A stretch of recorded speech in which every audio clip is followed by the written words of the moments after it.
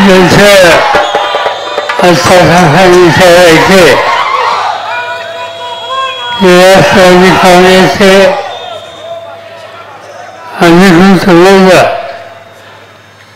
Doctor Indira साहब बहुकर हमारा संजय साहब को लेकर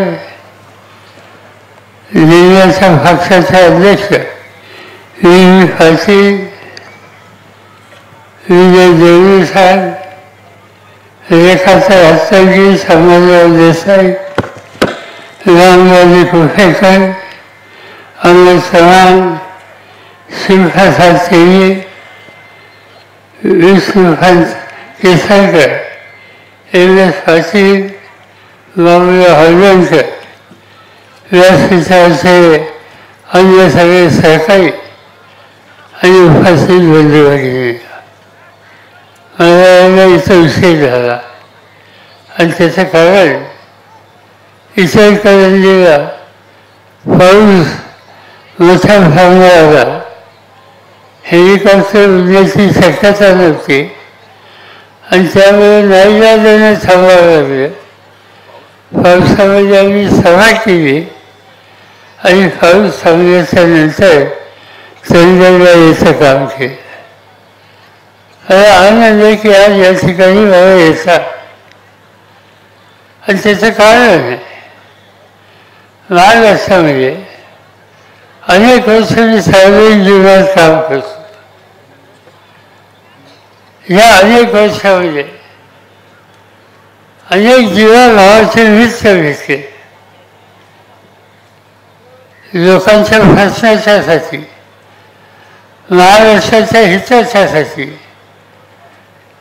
काही पाऊल टाकावे लागतात, निर्णय घ्यावे लागतात आणि ते घेण्याच्यासाठी तुम्हाला उत्तम सहकार्य मिळावे तर तुम्ही भाग्यवान आहात.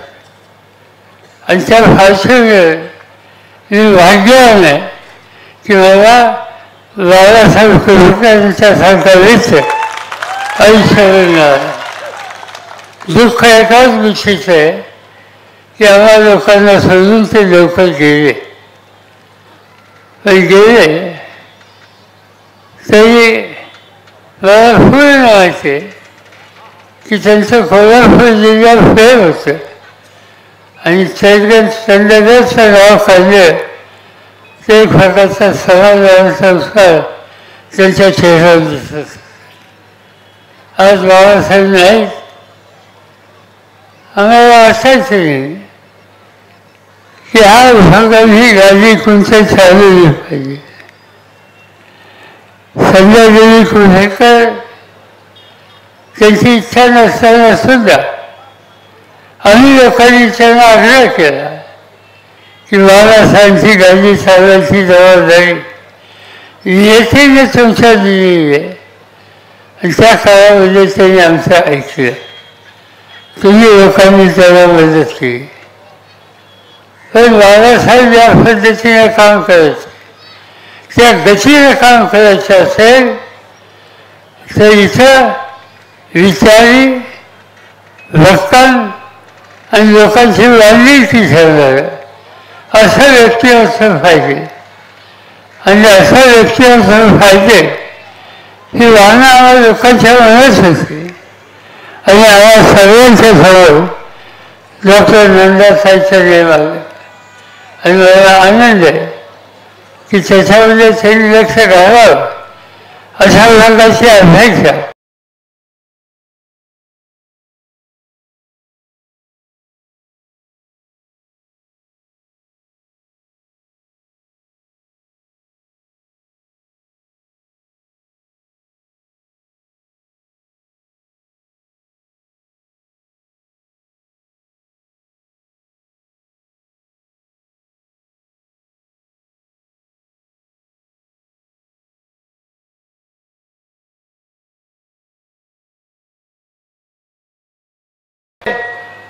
मोदी साहेबांना काही वेगळं करायचं होतं.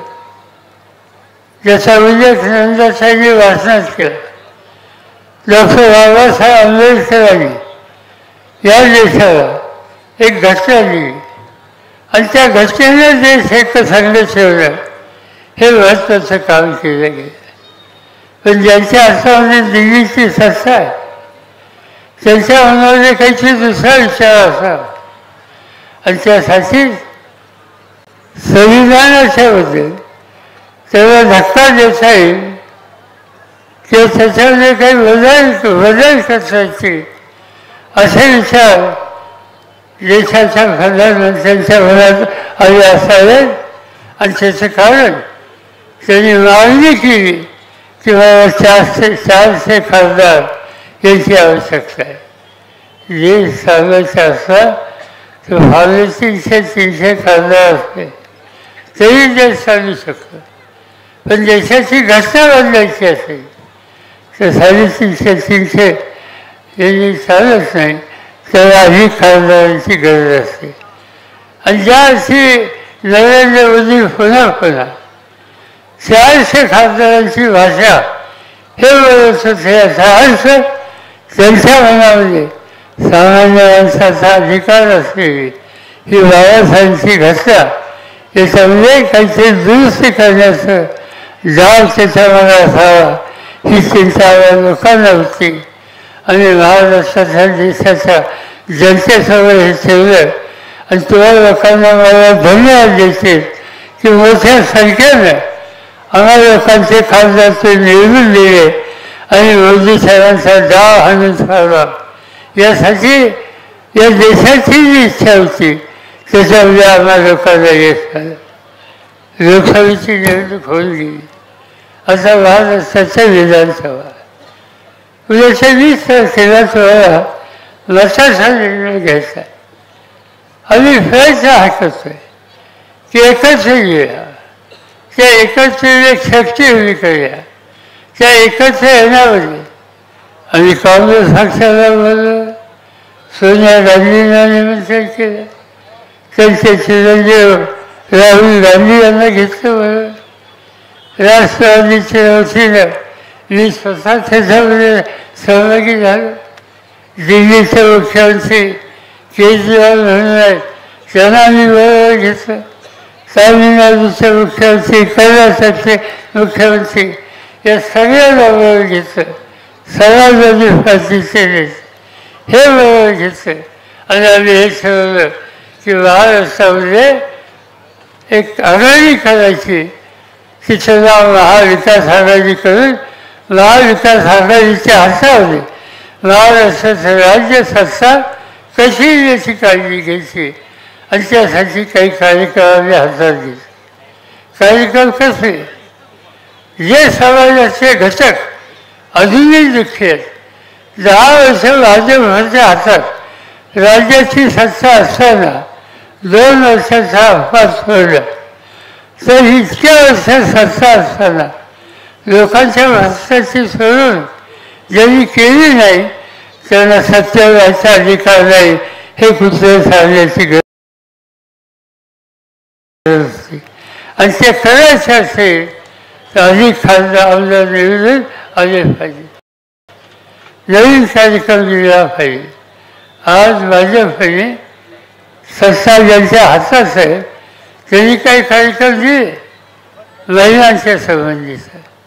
आज त्यांनी जाहीर केलं लाडकी बहीण, आणि लाडक्या बहिणीच्यासाठी 1500 रुपये महिना या भागाची आम्ही सवलत देऊ, मदत करू. या भागाचं धोरण त्यांनी जाहीर केलं. 1500 रुपये भगिनींना देणं याला माझा विरोध नाही. तुम्हाला लाडक्या बहिणीला मदत करायची अवश्य करा, पण आज गरज कशाची. माझ्या मते 1500 रुपये यापेक्षा गरज ही आहे की या लाडक्या बहिणीला मुलींना संरक्षण कसं द्यायचं त्याचा उल्लेख या ठिकाणी आधी केला गेला. आज प्रश्न कोणता, दुर्दैवानं आज महाराष्ट्रामध्ये स्त्रियांच्या अत्याचार, मुलींचं अपहरण या गोष्टी अनेकांची घरं उद्ध्वस्त करण्याच्या दृष्टीनं जबाबदार असतात. युतीवाद्यांचं राज्य आहे त्यांच्या कालावधीमध्ये महिलांच्यावर अत्याचार सगळ्यांच्यावर झाले. गेल्या 2 वर्षामध्ये अत्याचार महिलांच्यावर झाले किती? महाराष्ट्रासारख्या राज्यामध्ये याची आकडेवारी आम्ही गोळा केली तर 2 वर्षामध्ये 67,381 स्त्रियांच्यावर अत्याचार केले याची नोंद राज्य सरकारकडे आहे. याचा अर्थ दर एका तासाला 5 तक्रारी येतात मुलींच्या अत्याचाराच्या संबंधी.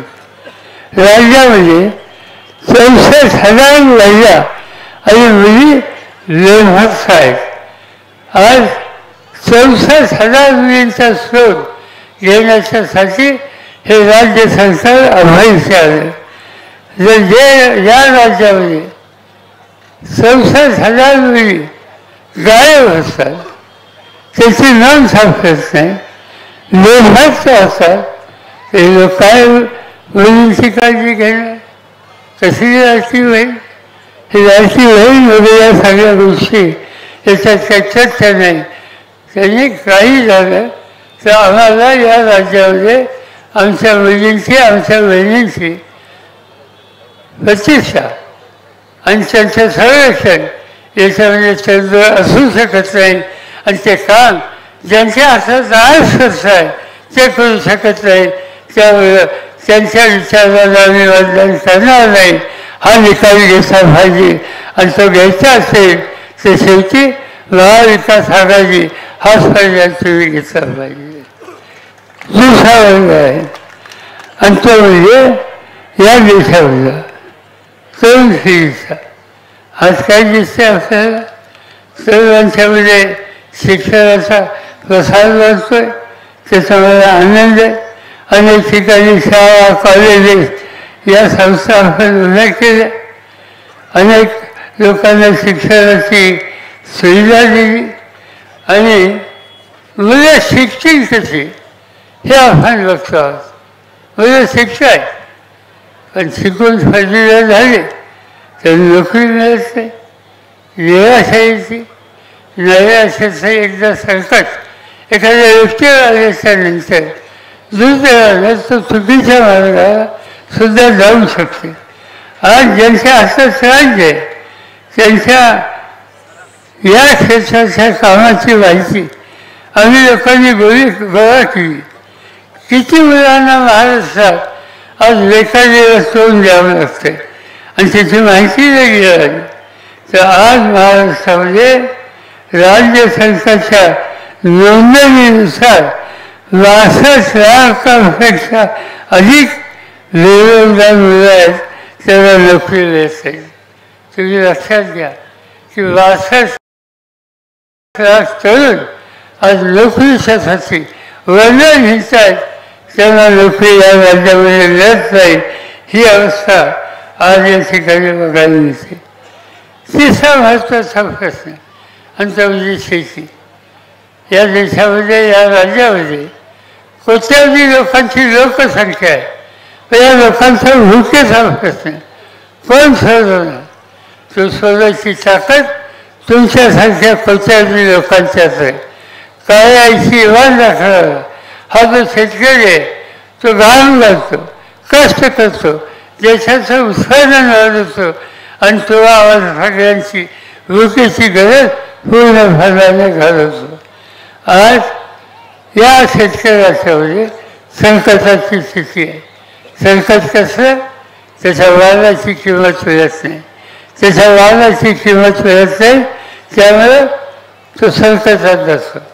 बँकेचे पैसे फिरतच नाही, सावकाराचं देणं देता येत नाही आणि त्यामुळे कधीतरी वसुलीसाठी आलेला सावकार त्याची भांडी कोणी घराच्या बाहेर काढतो त्याला फारच नाही आणि अनेक लोक आत्महत्याच्या रस्त्याने असतात. आज महाराष्ट्रामध्ये शेतकऱ्यांच्या आत्महत्या हा अतिशय गंभीर प्रश्न झाला. ज्या वेळेला तुम्हाला मला अन्न देणारा शेतकरी आत्महत्याच्या रस्त्यात असतो याचा अर्थ राज्य सरकार म्हणून जी शेतकऱ्यांच्या हिताची जपणूक करण्याची जबाबदारी आहे, त्याच्यामुळे आजचे राज्यकर्ते हे अयशस्वी झाले. आणि त्यामुळं आम्ही महाविकास आघाडीच्या वतीने विचार करतो की यांच्या डोक्यावरचं कर्जाचा ओझा हा काढण्याच्या गत्यंतर आहे. मला आठवत आहे मनमोहन सिंगांचं राज्य होतं, ते प्रधानमंत्री होते, त्यांच्या मंत्रिमंडळामध्ये मी शेती खात्याचा मंत्री होतो. महाराष्ट्रामध्ये आत्महत्या होतात हे कळलं. जिथे आत्महत्या झाली त्या गावामध्ये मी स्वतः गेलो.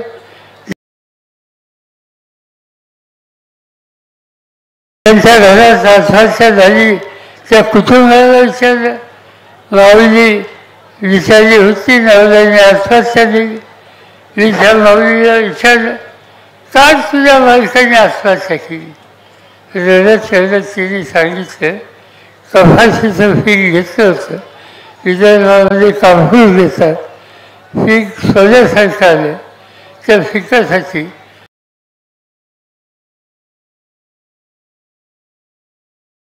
औषधं, बियाणं, सुविधा याच्यासाठी बँकेचं कर्ज काढलं आणि सोन्यासारखं पीक अतिवृष्टीनं गेलं, पीक गेलं, मग कर्ज वाचलं डोक्यावर राहिलं. दुसऱ्या वर्षी पुन्हा माझ्या नव्हे असं पीक घेतलं. सोसायटीचा छक वाटला लावला म्हणून बँकेचं कर्ज मिळालं नाही. त्यासाठी खाजगी सावकाराकडनं पैसे घेतले, पीक आलं आणि त्यावेळेला पिकावर रोग पडला आणि सोन्यासारखं पीक हातात गेलं. पण ह्या दोन्ही ठिकाणी कर्ज वाचलं डोक्यावर आलं. तो कर्ज वाजवायचा झाला, तो थक बाकीचा झाला, नवीन पैसे मिळायचा त्याचा रस्ता बंद झाला आणि एक दिवशी तो सावकार असला त्याचा नाराज झाला वसुलीच्यासाठी आणि वसुली लेट नाही पाहिल्यावर त्या शेतकऱ्याच्या घराची भांडी पडली बाहेर काढली. ते त्या ग्रस्ताला सहन झाले नाही. दुसऱ्या दिवशी बाजारात गेला, इंजिनसारख्या विषयाची लाशी घेतली, घसा खायला आणि जीव देऊन टाकला. त्या माऊलीने आम्हाला सांगितलं की जीव देण्याचं कारण शेतकऱ्याच्या डोक्याचं होतं. आणि म्हणून आम्ही परत दिल्लीला एक निकाल घेतला की शेतकऱ्याच्या डोक्याचं ओझं कर्जाचं ते फेडल्याशिवाय, ते रद्द केल्याशिवाय हा कारवाईची सेवा करणारा शेतकरी वाचू शकत नाही. आणि म्हणून आम्ही एकच निर्णय घेतला की या देशामध्ये शेतकऱ्यांच्या डोक्यावरचे 71,000 कोटीचं कर्ज माफ करून टाकलं आणि त्याला कर्जातून बाहेर काढलं. अनेक गोष्टी केल्या त्याच्यामध्ये. आम्हाला लोकांच्या हातामध्ये सत्ता होती तेव्हा सुरुवातीला बँकेचा शेतीमालाच्यासाठी व्याजाचा दर 12% होता. तो आम्ही 6%वर आणला, 4% आणला, 3% आणला. आणि तो नेहमीच फेरफेर करतो. त्याला काही बँकेतून 0% सुद्धा आणला. आज तसे निर्णय घ्यायची आवश्यकता आहे. मोदी साहेबांच्या राजूश्रीमध्ये गेल्या महिन्यामध्ये या देशातले 16 उद्योगपती त्यांच्या डोक्यावर 18,000 कोटीचं कर्ज जे होतं ते कर्ज मोदी सरकारने माफ केले. 16 लोकांच्या डोक्यावरचं 18,000 कोटीचं कर्ज याची चिंता आज या भाजपच्या सरकारला वाटते.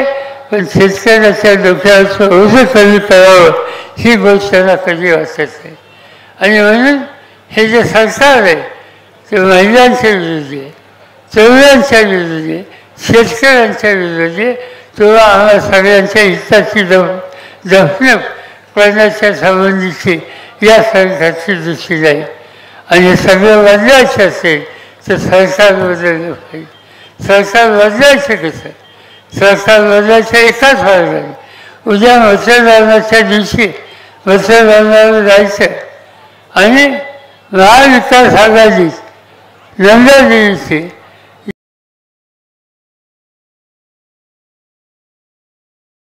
खून आहे. तुकराजी खोकल्याला माणूस, त्या माणसाच्या तुकराजी खोकल्याला माणसाच्या समोरचं वचन लावायचं आणि त्या ठिकाणी तुमच्या साक्षीवर हे सरकार बदलण्याच्यासाठी मतदान नंदा देवीच्या फाशी सुरू करायचं हे काम उद्याच्या निवडणुकीत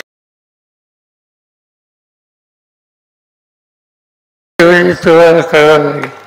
मागच्या निवडणुकीमध्ये काही लोकांना आम्ही सहकार्य केलं, अनेक ठिकाणी आम्ही जाऊन त्यांचा पुरस्कार केला, पण या लोकांना आमच्या सामी आमच्या लोकांनी निवडून दिले. निवडल्याच्या नंतर आमची अपेक्षा होती की संजय देवींनी त्यांच्या नावाची सूचना केली, त्यांचा सन्मान लागते. बाळासाहेब कुंभेकर यांनी या भागाचं नेतृत्व केलं, लोकांच्या भक्ताची आयुष्य असे होईल अखंड प्रयत्न केले, त्याचा सन्मान करतील. आणि बाबासाहेबांना मानणारे तुमच्यासारखे लाखो लोक आहेत, तुम्हा सगळ्यांच्या सुखदुःखाशी ते सहभागी होतील. या सगळ्या अपेक्षा तुमच्या माझ्यातल्या सगळ्यांच्याकडून होत्या, पण प्रत्यक्ष म्हणून राज्य फातील काय की आणखीन काही लोक हे तुम्हाला आम्हाला सोडून गेले, स्वार्थाचं काम करायला लागले, तुमच्या दुःखाचं दुर्लक्ष करायला. जे ज्यांना मोठं केलं, ज्यांना तुम्ही शक्ती दिली, ते तुम्हाला साथ देत असतील, तुमची फसवणूक करत असतील, तर अशा फसवणूक करणाऱ्या लोकांना शिक्षा द्यायची असते. आणि ती शिक्षा द्यायची असेल तर एकच काळ उद्याच्या मतदानाच्या दिवशी राजस्थानना 100% पराभूत करा आणि नंदा देवीच्या